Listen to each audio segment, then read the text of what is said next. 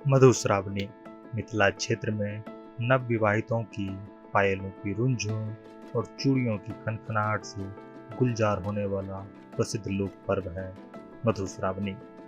इसका आरंभ नागपंचमी के दिन और पारण मधुश्रावणी के दिन होता है। नागपंचमी की विशिष्ट पूजा के साथ ही 15 दिनों तक चलने वाला इस प्रसिद्ध लोक पर्व मधुश्रावणी में मिथिलांचल की नवविवाहित महिलाओं की किलकारी एवं अमराइयों में धमा चौकड़ी का सिलसिला शुरू हो जाता है। अपने सुहाग की दीर्घकालीन रक्षा के लिए अपने मायके में मनाया जाने वाला अपनी तरह का यह अनूठा पर्व है, जिसे केवल नवविवाहिता महिलाएं ही मनाती हैं। मधुश्रावणी की परंपरा मिथिलांचल में हजारों वर्षों से प्रचलित है। अपने सुहाग की दीर्घकालीन रक्षा के लिए अपने मायके में मनाया जाने वाला अपनी तरह का यह अनूठा पर्व है, जिसे केवल नवविवाहित महिलाएं ही मनाती हैं। मधुश्रावणी की परंपरा मिथिलांचल में हजारों वर्ष से प्रचलित है। इस दौरान प्रत्येक दिन नवविवाहिताएं 16 श्रृंगार कर हंसते खेलते इस महत्वपूर्ण पूजा की प्रक्रिया को पूरा करती हैं, क्योंकि यह पूजा इन महिलाओं को जीवन में एक ही बार करनी होती है।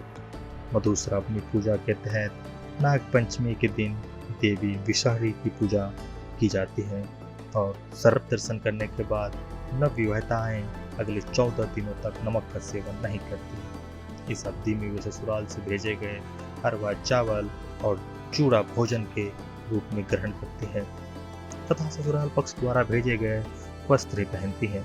दौरान नवविवाहित महिलाएं 14 दिनों तक कोहबर द्वार पर जमीन पर ही बिस्तर बिछाकर शयन करती हैं, क्योंकि पर्व के दौरान पलंग या चौकी पर सोना वर्जित है। मधुश्रावणी पूजा करने वाली महिलाएं प्रतिदिन सुबह स्नान कर गौरी की पूजा अर्चना करती है और मिथिला के पारंपरिक लोकगीत गाती है। पूजा संपन्न होने के बाद नवविवाहित महिला गौरी शिव की कथा सुनती है। इस पूजा की एक अनूठी विशेषता यह है कि इसमें ताजे फूल और पत्तियां वर्जित है तथा यह पूजा बासी फूलों और बासी बेलपत्र से की जाती है। पूजा के लिए महिलाएं प्रतिदिन दोपहर में फूल और पत्तियां एकत्र करती है। इनमें जूही, अगर, तगर, नीम, अनार और मेहंदी के फल या पत्ते तोड़े जाते हैं, जो इस पर्व के लिए महत्वपूर्ण माने जाते हैं, जिन्हें अगले दिन सुबह पूजा में प्रयोग करती है। पूजा के बाद फूलों को फेंका नहीं जाता, बल्कि पूजा स्थल पर ही रखा जाता है, जिसे 14 दिनों के बाद पूजा समाप्ति पर फेंक दिया जाता है।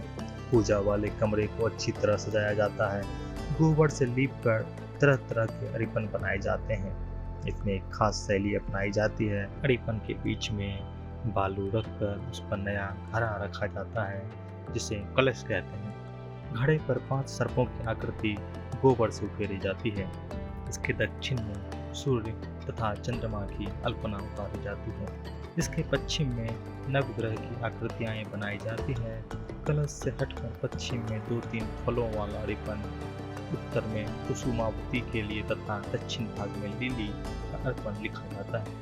उत्तर में एक मैना पत्ते का बड़ा चित्र बनाया जाता है, जिस पर 100 नागिनों के चित्र उकेरे जाते हैं। इन 2 अरिपनों के बीच गौरी जी का 5 फलों वाला एक चित्र बनाया जाता है।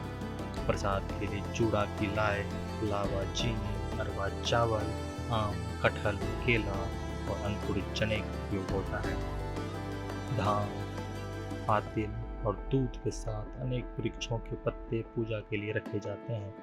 नागपंचमी के दिन नवविवाहिताएं प्रायः स्नान कर लाल पीली साड़ी और लहठी पहनकर माँ भगवती की स्तुति गीत सुनाती है और उन्हें प्रणाम कर पूजा स्थल पर बैठती है। तब पातिल, चुरहड़ और कलश वाले अरिपन पर पहले कुछ बालू रखकर जल से सिक्त कर थोड़ा धान रख देती है। तब तक तीनों वस्तुओं को अपने अपने स्थान पर रखकर कलश को जल से भरकर आम के पल्लव से ढक देती है। तब पातिल में एक दिया जला देती है। इसके बाद नवविवाहिताएं आसन लगाकर बैठ जाती है और सहेलियां, आस पड़ोस की बुजुर्ग महिलाएं गौरी से संबंधित लोकगीत गाती है। गौरी जो हाथी पर चढ़ी हो, उनकी पूजा की जाती है। पूजा के बाद ससुराल साई चूड़ा, दही, आम, कटहल, केले का लोगों को भोजन कराया जाता है। इसके बाद वो स्वयं खाती है। मधुश्रावणी से एक दिन पहले कलश के अलावा सभी देवताओं का विसर्जन होता है। इस दिन दूल्हा ससुराल आता है, उसका परिछन होता है। मधुश्रावणी के दिन दूल्हे को नया पाग, दुपट्टा और परिधान पहनाया जाता है। दुल्हन की पीठ पर हाथ रखकर वही पीछे बैठता है। विधि व्यवहार के बाद दूल्हा पुनः सिंदूर दान करता है। पारण होता है, कन्याओं को भोजन कराया जाता है, वो भी बिना नमक का। इसी के साथ मिथिला का पारंपरिक पर्व मधुश्रावणी समाप्त हो जाता है। धन्यवाद।